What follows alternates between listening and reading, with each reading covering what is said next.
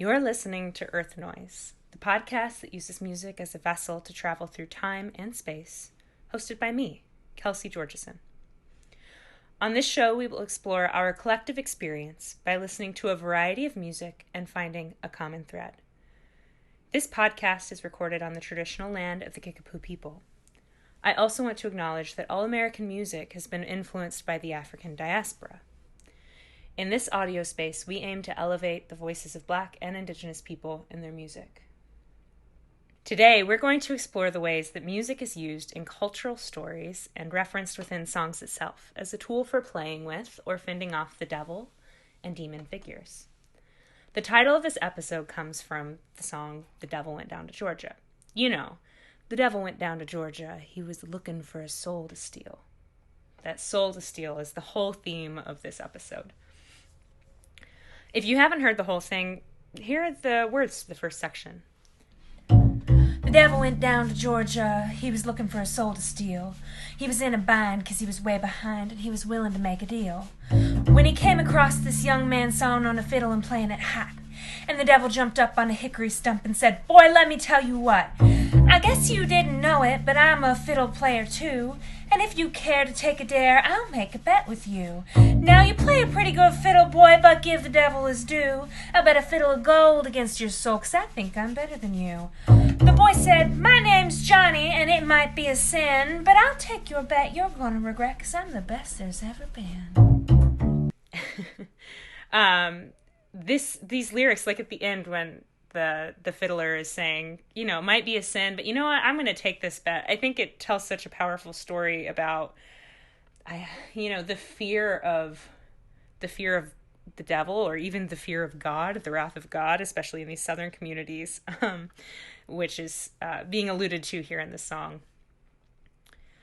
And this huge risk that Johnny's willing to take, a willingness to lose your soul for the ultimate title of being the best musician, for the ultimate prize of that golden fiddle. It's a common plot in music history. It's something we see a lot in narratives over time. The tune Crossroad Blues, for example, by Robert Johnson, was allegedly a product of Johnson trading his soul for the ability to play guitar and to truly play the style of blues.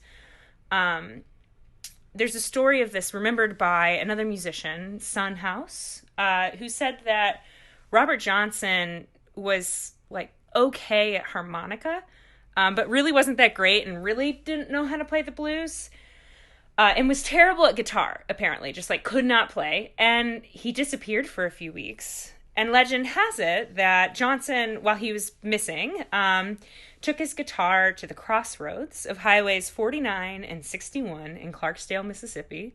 And at the crossroads, hence the Crossroad Blues, the devil took his instrument, borrowed it, whatever, and returned it in exchange for Johnson's soul. And returning this guitar also giving Johnson the power to play the guitar and shred and be like a real blues man. And they say that Johnson returned with formidable technique and this just complete understanding and grasp and embodiment of the blues. I went to the crossroads, fell down on my knees.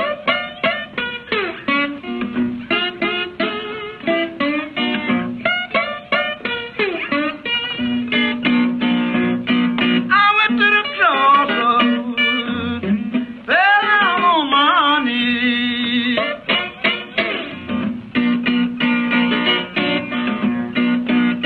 And the Lord above have mercy.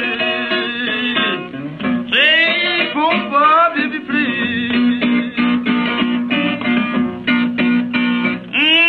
Stand at the crossroads.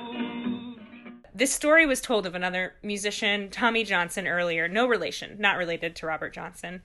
But the story really stuck because Robert Johnson had kind of a troubled life and was actually died when he was 27, as so many musicians in history have. So that short and troubled life made this plot that he had traded his soul with the devil really believable to folks, and it really stuck. And this tale is really old. So Robert Johnson was born in 1911, but Paganini, the famous violinist, was born in 1782 and has a really similar story. Paganini started a lot of traditions that stuck around, including memorizing music for performances. He was one of the first musicians to perform music memorized. Apparently, the effect of a musician performing without looking at music was kind of entrancing for people. They would watch this person totally absorbed and in the moment, eyes closed, moving to the music, the things we kind of expect from musicians now. And they were like, oh, it's like he's possessed. He looks so weird. He's like, what is he doing? What's happening to him? And this act, paired with his really striking features, apparently he had, he's like a very tall man with dark features and very prominent profile and, bone structure. So he stood out and he looked really distinct, and he was losing himself in this music, which he wasn't even looking at music, and losing himself while he was playing, and people just found it completely enrapturing. Many witnesses claimed while he was playing that they saw the devil himself or iterations of the devil, like beside Paganini, next to Paganini, behind Paganini. They saw the devil kind of helping out or being involved in this. It was even said at one point the devil struck the tip of Paganini's bow with lightning. And Caprice number 24, the final caprice of Paganini's piece, is infamous for its devil-like sound. This piece is featured in the movie about Paganini, The Devil's Violinist, if you can tolerate the violin lip syncing, or bow syncing, maybe I should say.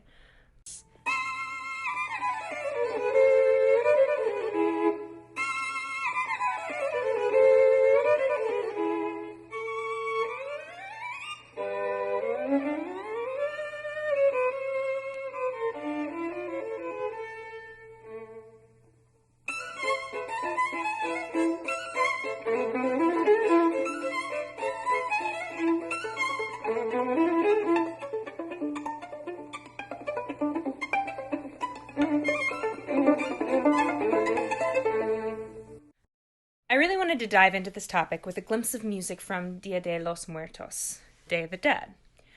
Whether we are looking at Dia de los Muertos, Halloween, Samhain, or other examples of this holiday, they are all based on this being a cross-quarter day or a day that's halfway to the next equinox. We're almost to this darkest time of year, which is why it feels like this, especially mystical time to so many people. Dia de los Muertos really highlights the way that all of these holidays walk the intersection of sacred and secular. In fact, much of the fear surrounding the devil music mentioned earlier stems directly from religious practices. It's interesting that spiritual music can be inspiring or meant to invoke fear. I think religion in general can be either of those things for folks. So this song we're going to listen to by Lila Downs is Son de Difuntos, which translates to They Are From the Deceased, telling the story of that thin line between sacred and secular, describing the Grim Reaper and the saints all gathered together. This song goes further and describes that intersection of indigenous culture and the effects of colonialism in some parts. So I'm just going to read a few of the lyrics from this, not the whole song, before you get a chance to just actually sit and listen to this really high energy, beautiful piece that, again, like I said, is describing that intersection of sacred and spiritual, where these two kind of cross and meet in the middle. So the beginning of the song, the text says, "The Grim Reaper was sitting, smoking his tobacco with the saints as they argued about who had had his last drink. Marigold and copal, smoke that comes from the road. I will take your holy daughter if you don't put wine on my altar." And there's kind of a chorus about the dead man and the dead woman and how they've already been chosen by the Grim Reaper or the saints. And then here we have, "Here comes the Grim Reaper, candle, candle, candle, that mystery to your mantle, candle, candle, candle. May my deceased come enjoying, candle, candle, candle." And then the woman turned on her TV to see the telenova. The ruler with his cronies. The homeland was whitewashed. Tamales and chocolate, because it asks for sweet and salty, along that path of flowers that in the offering is waiting for you. Through that path of flowers that in the offering is waiting for you.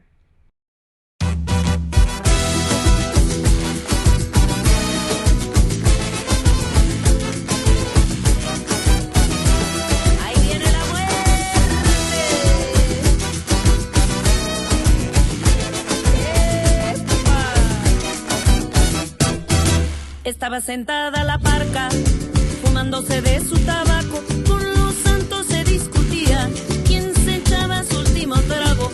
Con los santos se discutía quién se echaba su último trago. Se fue a su chilicopal, como que vas del camino. Yo me llevo a tu hija santa, si no pones en mi altar vino. Yo me llevo a tu hija santa, si no pones en mi altar vino. Ese muerto sí, ese muerto no. El muerto aquí ya se escogió. El diputado y el alacrán por corrupción los enterrarán.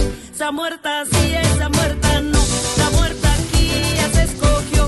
La profesora y esa araña por negligencia las enterrarán.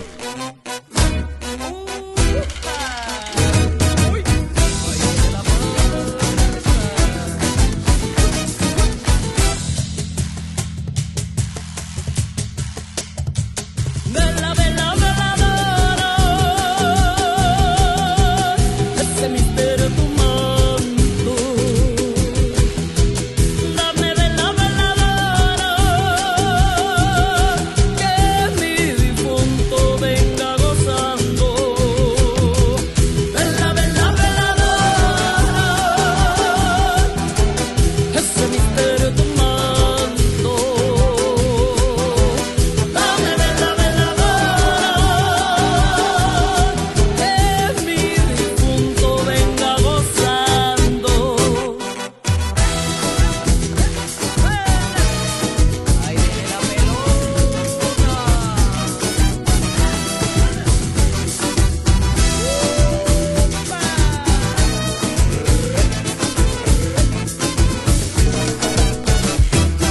La pelona prendió su tele para ver la telenovela. El Tlatuani con sus compinches a la patria se la alburean.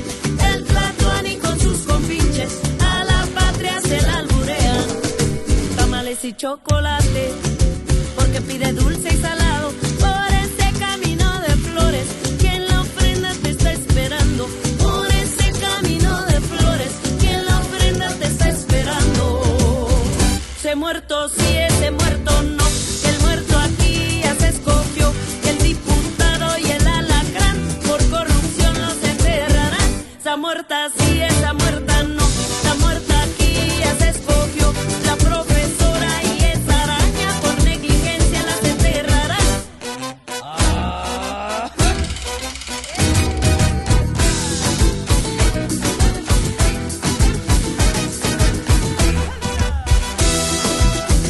Ahí viene la pelota.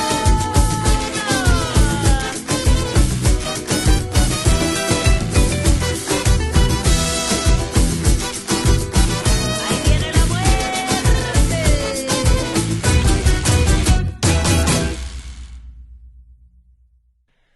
Wow.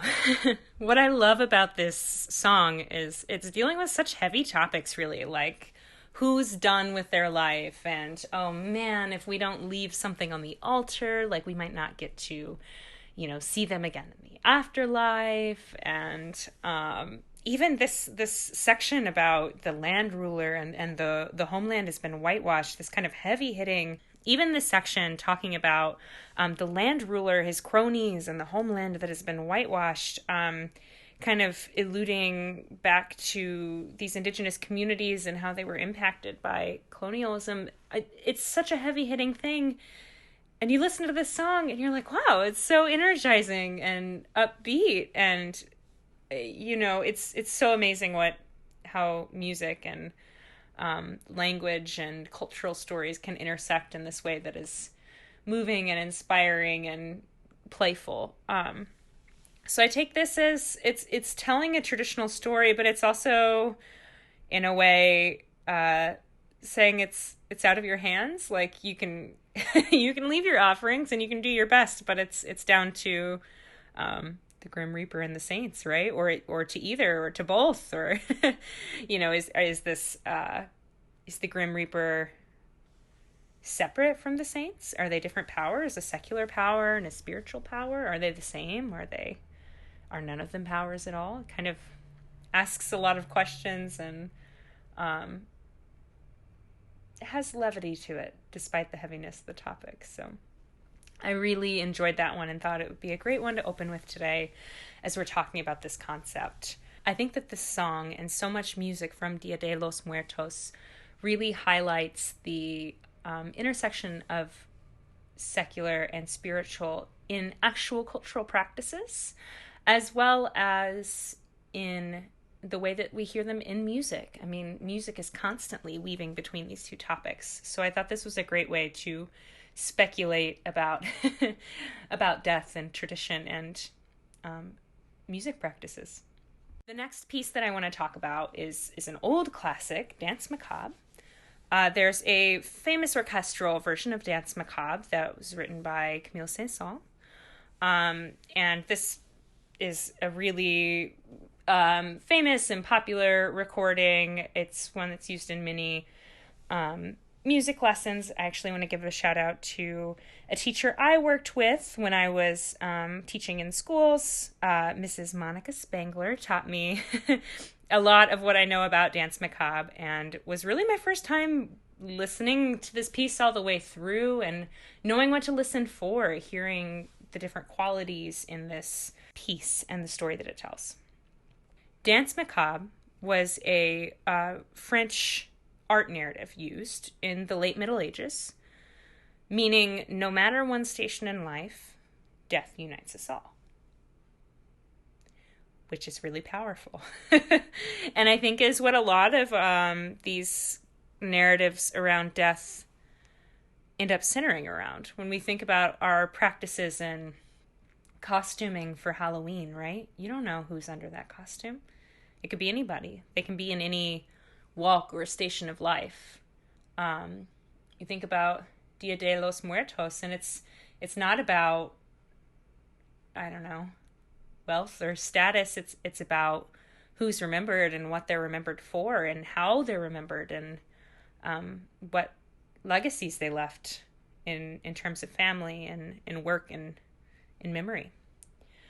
And so this idea, especially that it became a way to create art. A lot of visual art and other works were being made during the late Middle Ages in France to represent this, to show death as a uniting factor. It's pretty, I hate to say it's pretty macabre, but it is. It's a pretty kind of dark imagery, heavy imagery. It's pretty heavy imagery, and centered around really big ideas about life and death. So I'm going to read this poem by Henri Gonzalez, written in 1872. This English translation, is by Richard Stokes, but this poem was a summary of this idea, and actually this poem and this French superstitious art narrative are the things that Camille Saint-Saëns based the famous version of Danse Macabre, the orchestral piece, based on this poem and on this idea. So the poem is: tap, tap, tap. Death rhythmically taps a tune with his heel. Death at midnight plays a gigue. Tap, tap, tap on his violin. The winter wind blows. The night is dark. The lime trees groan aloud. White skeletons flit across the gloom, running and leaping beneath their huge shrouds. Tap, tap, tap. Everyone's austere. You hear the bones of the dancers knock. A lustful couple sits on the moss as if to save her past delights. Tap, tap, tap. Death continues, endlessly scraping his shrill violin. A veil has slipped. The dancer is revealed. Her partner clasps her amorously. They say she's a baroness or a marchioness, and the callow gallant's a poor cartwright. Good God, and now she's given herself as though the bumpkin were a baron. Tap, tap, tap, what a saraband. Circles of corpses all holding hands. Tap, tap, tap, in the throng you can see king and peasant dancing together. But shh, suddenly the dance is ended. They jostle and take flight. The rooster has crowed. Ah, nocturnal beauty shines on the poor, and long live death and equality. God, that's such a late Middle Ages French thing to say. I don't know.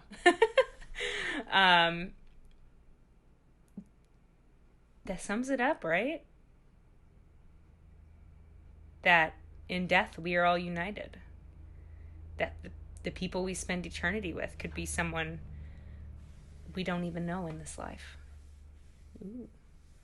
So Saint-Saëns wrote essentially a musical poem based on that actual poem, where we're hearing some of this clear imagery. So at the beginning, the harp plays 12 tones.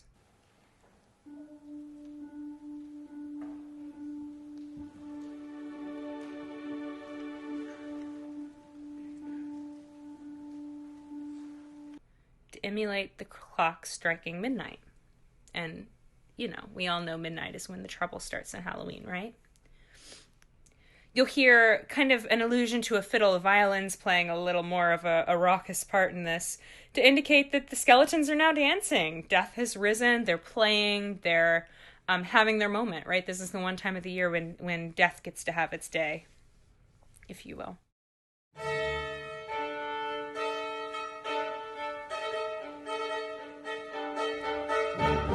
And then at the end, there's a little oboe melody that you'll hear.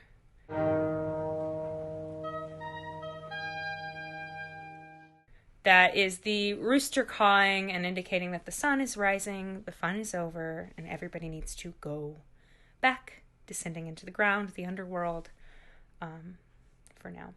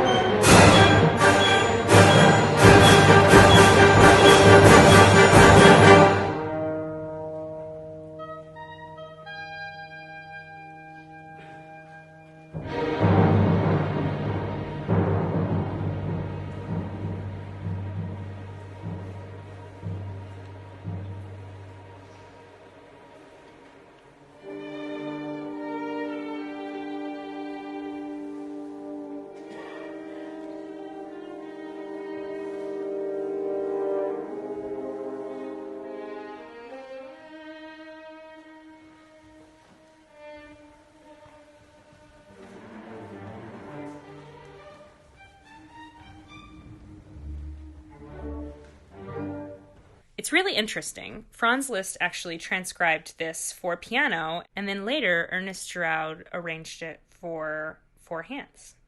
At the end of this episode, I'll give you just a little taste of this piano duet because I think it's so interesting.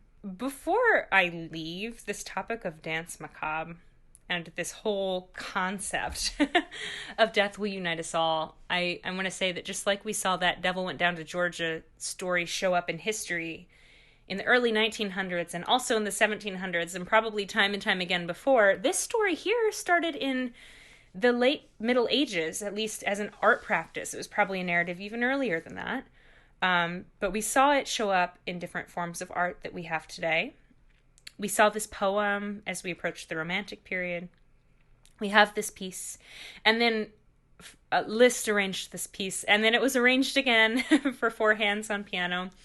And orchestras are still performing this piece, but I would argue that the contemporary iteration of the story is the YouTube sensation of the video Spooky Scary Skeletons, which is the modern day phenomena of a video from the 1929 Disney cartoon The Skeleton Dance, merged with the 1996 children's Halloween song.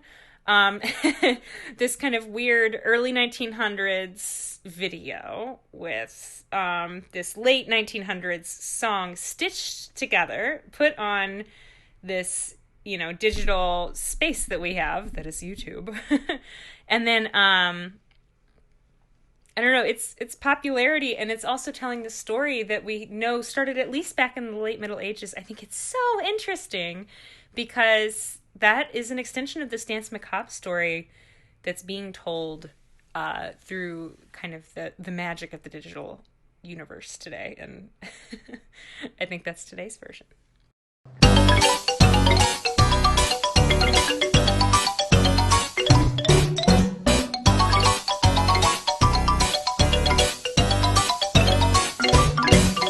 Of course, music isn't always the devil in the story.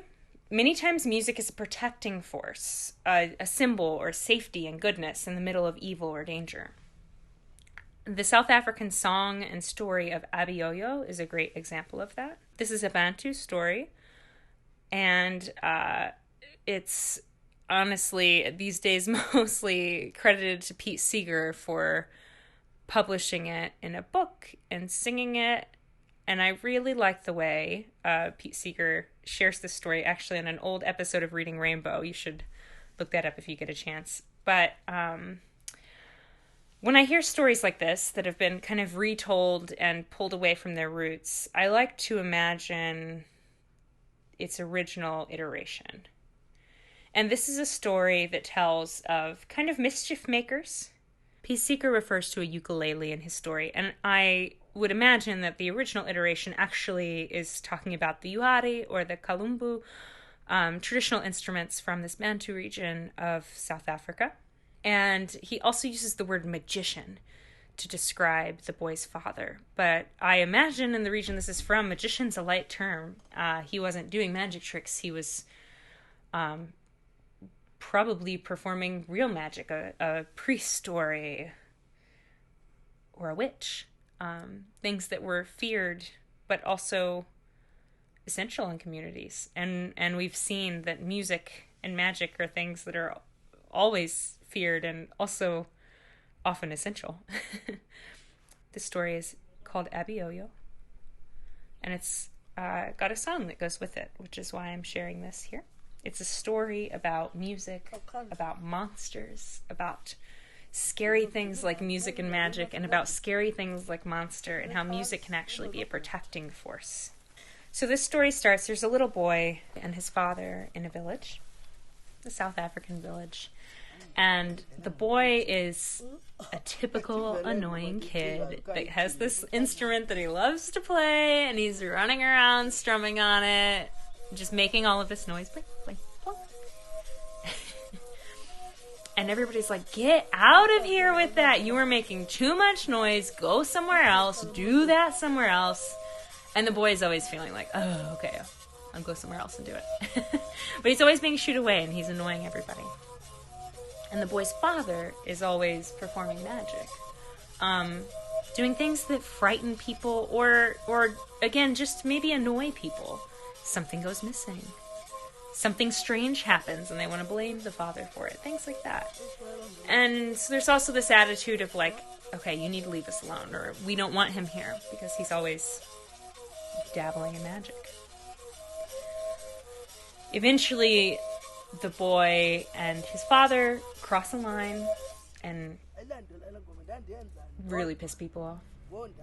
I wonder what they did.